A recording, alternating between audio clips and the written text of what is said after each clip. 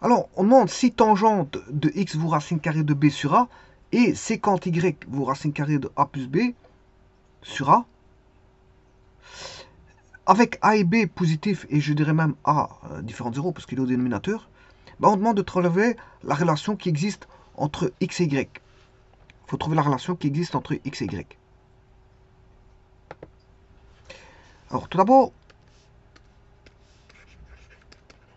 la tangente de x vaut racine carrée de b sur a. Et l'autre, c'est la somme.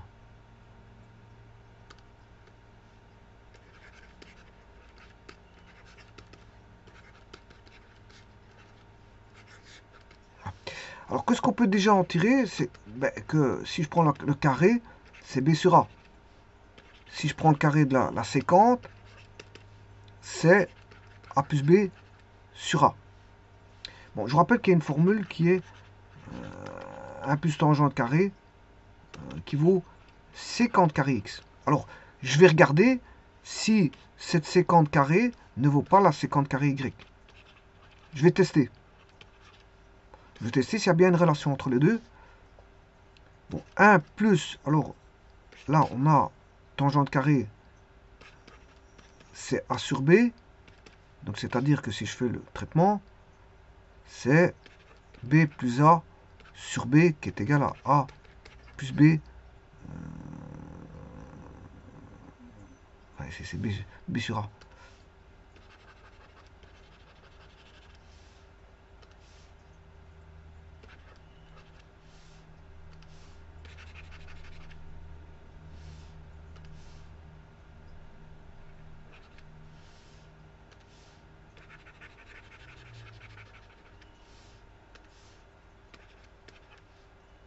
Voilà. Et ça, c'est la sécante carré de x, puisque c'est 1 plus tangente carré.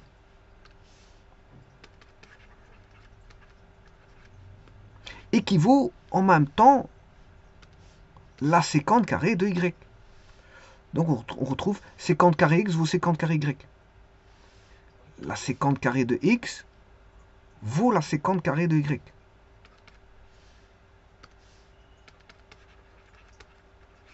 Alors, je vais vous montrer qu'il y a bien une relation qui existe hein, entre voilà, tangente carré et sécante carré y.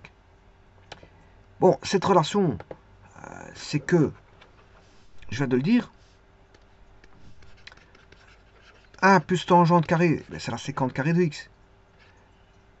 On vient de remarquer que la sécante carré de x vaut aussi la... Enfin, je me suis trompé, c'est x, hein, attention.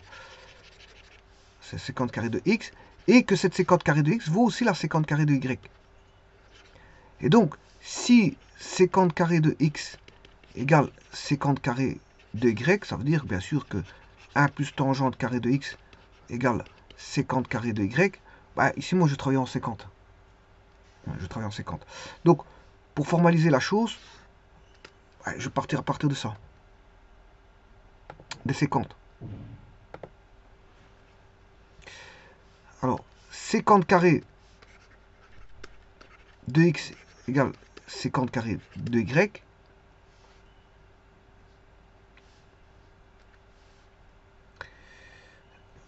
C'est la sécante de x au carré est égal à sécante de y. Voilà, je vous rappelle que la sécante, c'est 1 sur cos. Hein. C'est 1 sur cos. Voilà. Ce qui veut dire que le cos, ici, il doit être différent de 0. Le cosinus est différent de 0 pour,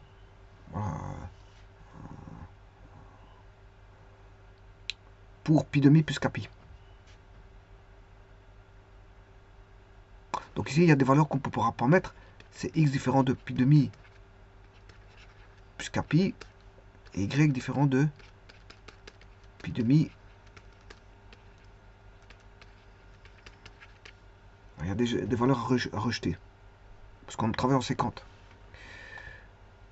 Et donc, il suffit de voir quand est-ce que la séquente x est égale à la séquente y.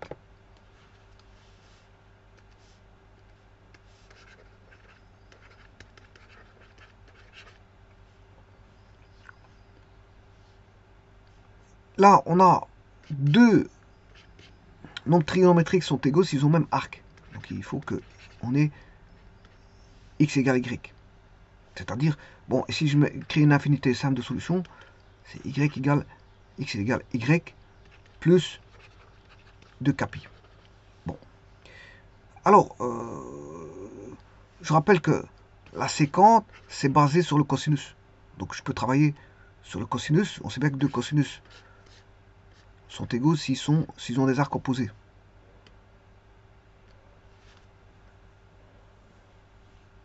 Voilà, s'ils ont des arcs opposés. On va se dire ça comme ça, s'ils ont des arcs opposés. C'est-à-dire que j'aurai x est égal à moins y, ben, ramener à une infinité simple de solution, c'est moins y plus 2 pi. Ou si vous voulez, d'un côté on a x moins y égale 2 pi, et l'autre x plus y égale 2 pi avec k appartenant à z.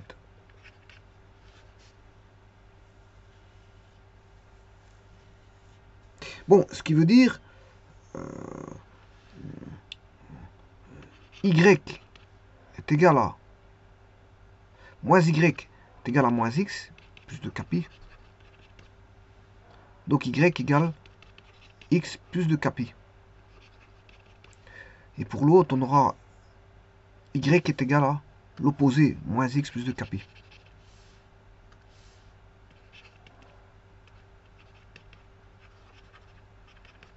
Voilà, donc la relation c'est ça, ils doivent être opposés. Je vais le voir tout de suite.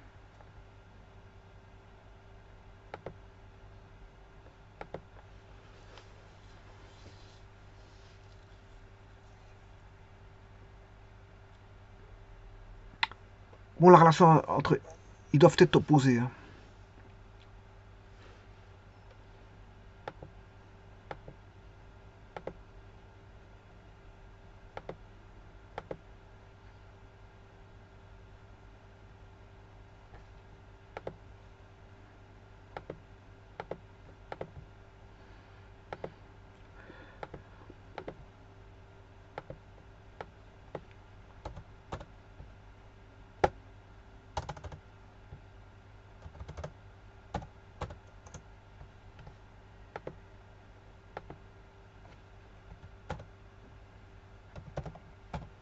Ça c'est la séquente. Hein.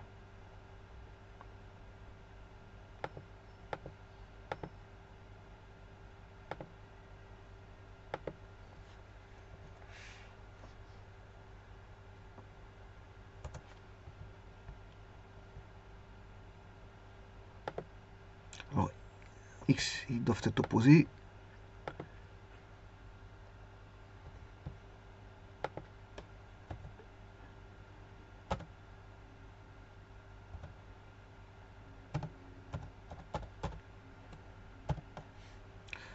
En évitant bien sûr le pi demi plus pi.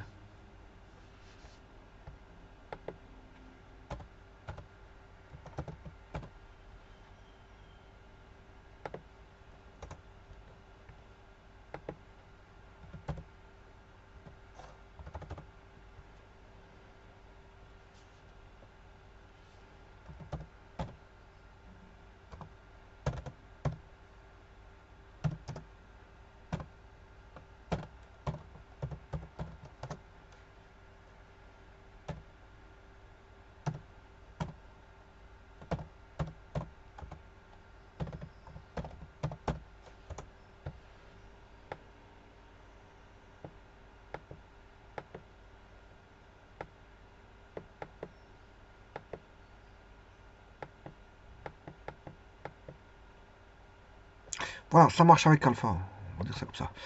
Et alors, bon, pour l'autre, il suffit d'aller chercher celui-ci. Chercher l'opposé.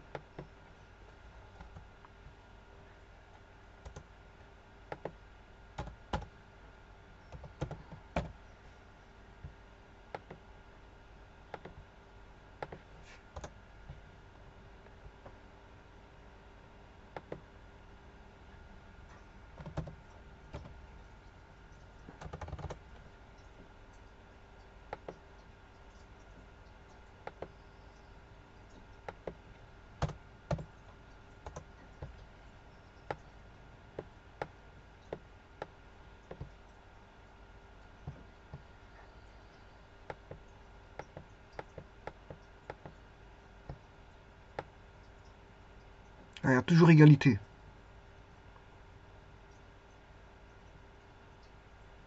Voilà, donc ceci achève cet exercice. Donc il faut avoir les relations qui sont données ici. Y est égal à x plus 2 pi.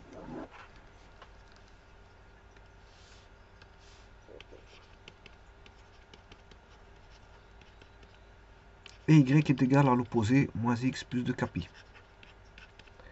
Avec qu'appartenant à z. Je vous remercie.